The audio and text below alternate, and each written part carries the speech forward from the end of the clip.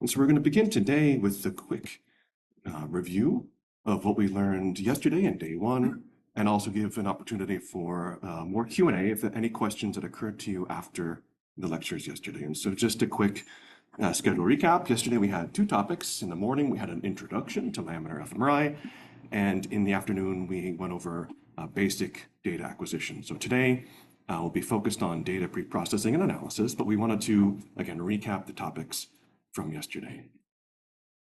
And so David Norris gave a terrific lecture, very inspiring, and discussed some lessons learned. I think this is one of my favorite lines of the day, that there are many ways to get things wrong in terms of both the acquisition and the analysis, but no single correct way of getting it right. And so I think this is important.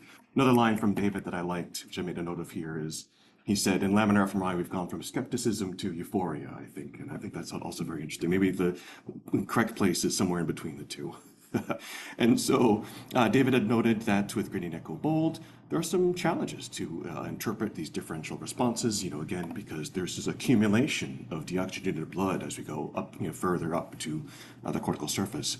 And, when we do these differential analyses, it allows us to, kind of subtract out kind of common responses to both conditions, but that's not always the case here because of the sort of integration or accumulation of blood as we go from the parenchyma up to the surface. So that's a really important point.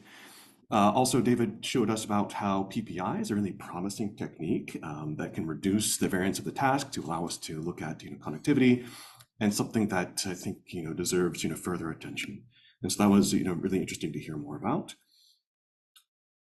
Okay, great. Thanks. Saskia gave a pair of really excellent lectures, both on the fMRI acquisition as well as the anatomical acquisition.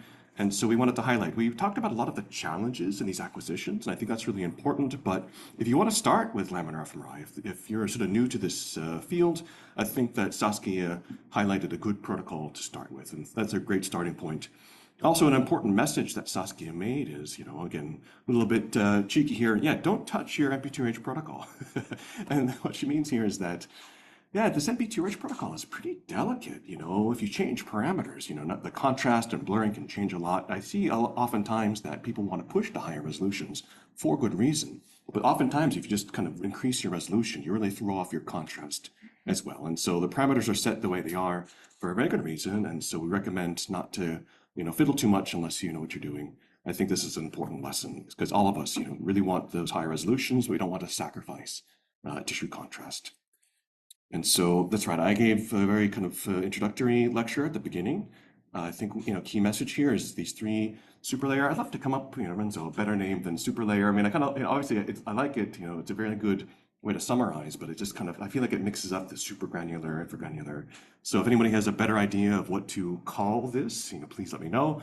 I put three compartment, that's a little bit dry, but I think that this is a reasonable place to start, again, because we saw from, both this, anatomical definitions as well as the canonical microcircuit, it seems that there is this sort of kind of three compartment model that, for feed forward and feedback inputs and outputs. Again, we see a lot of these feed forward inputs projecting into layer 4, feedback into the superficial, supergranular and infragranular layers corresponding to our superficial and deep voxels. And so I think this three layer model is actually a pretty reasonable place to start.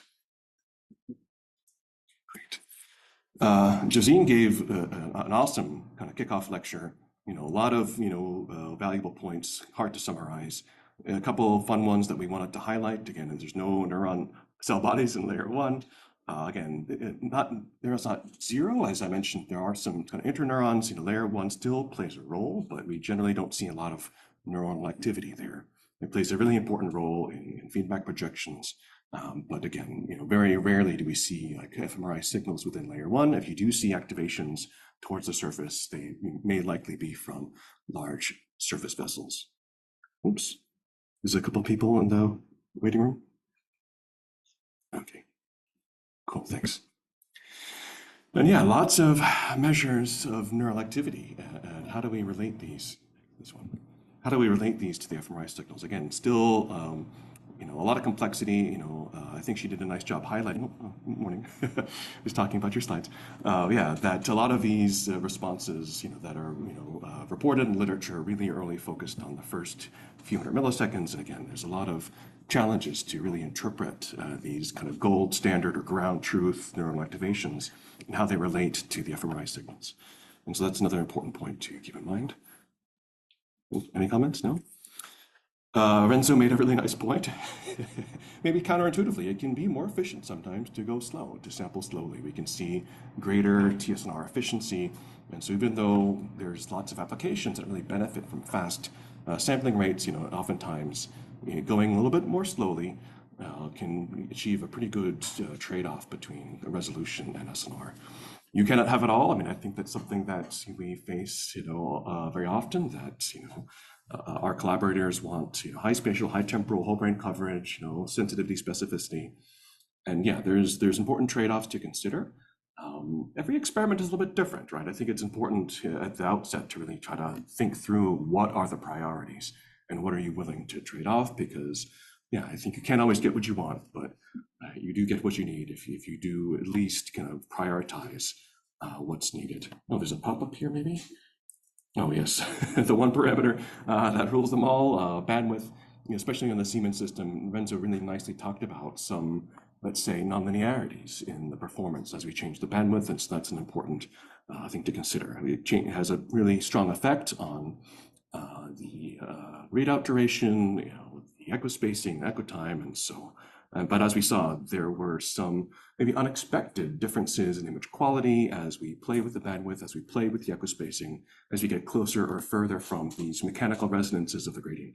So this does have a huge impact on data quality and lots of challenges. We talked about, B1 plus in homogeneity. We talked about B0 in homogeneity. We talked about differences in the instrumentation performance. Many, many challenges, but also lots of opportunities to optimize.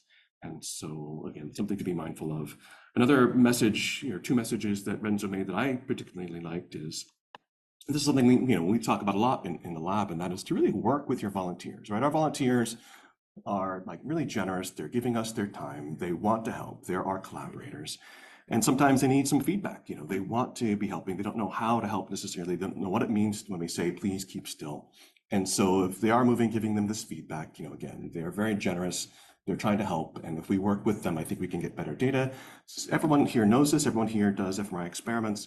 But when we're doing these high resolution experiments, it's really critical to work with the subjects. And I thought this is a really valuable point. And I also love this image here. Are these data usable?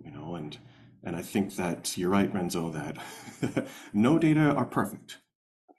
And so sometimes it's a judgment call to determine what quality is sufficient. But I thought it was really valuable to see these sort of raw data and see that we could still extract valuable information even from these imperfect data.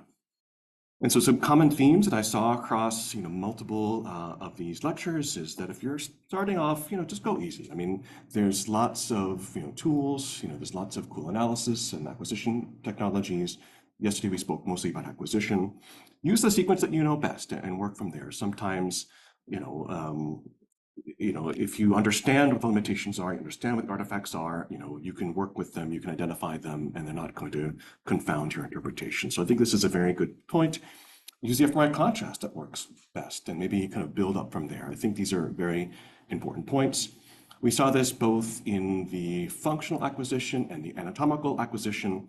The nominal voxel size we're talking about earlier today is not, very rarely equal to the true voxel size, right? And so now maybe this isn't so important if you're doing a conventional analysis and you're going to apply a smoothing to your data anyway. This isn't so important or relevant. But when you're really trying to resolve really fine structures, and that really small voxel size is critical to resolve the structures that you want to see. And if your interpretation of the data, that the structure is a certain size, think your voxel size is a certain dimension, you don't see the activation, what do you conclude? If your voxel size is bigger than you think, then maybe you're not seeing that structure for good reason. And so the interpretation of the data, it's really important to know what your true voxel size is, especially when you're trying to resolve fine structures. Now, it's bad news if your voxel size is bigger than you want, but at least knowing that can be helpful in terms of interpreting the results. We saw many talks refer to this canonical microcircuit. I think it's an important concept in laminar. It's a great starting point. As we taught, I think Saad asked a great question. We see clearly that the canonical microcircuit doesn't hold in every cortical area, but it's a great starting point to something that everyone should be aware of. And I think one message I heard a few times is that layer fMRI is hard, right? And that's why we're offering this course. I think that there's a lot of opportunities. There's a lot of ways to analyze the data, lots of ways to acquire the data, so many options as well. And so, but I think the point is to acknowledge that it's difficult and kind of understand, what the limits are and understand what the tools are and go from there. Okay. So I want to just take a brief moment to give space for questions. I think that we had a lot of questions in Slack yesterday, which was terrific. We have a couple of minutes. Any sort of burning questions, or maybe sort of, questions that, that occurred to you after absorbing all of the content from yesterday? Any kind of big questions from the audience? Maybe a big question may require a longer answer, and so we might have to postpone, but I'm really curious to hear people's thoughts about, what was unclear and what questions emerged. And if we need to wait until the coffee break to discuss, by all means, but I'd love to hear everyone's thoughts about, what came across and what the big questions are. Any kind of maybe small questions in the minute or two we have?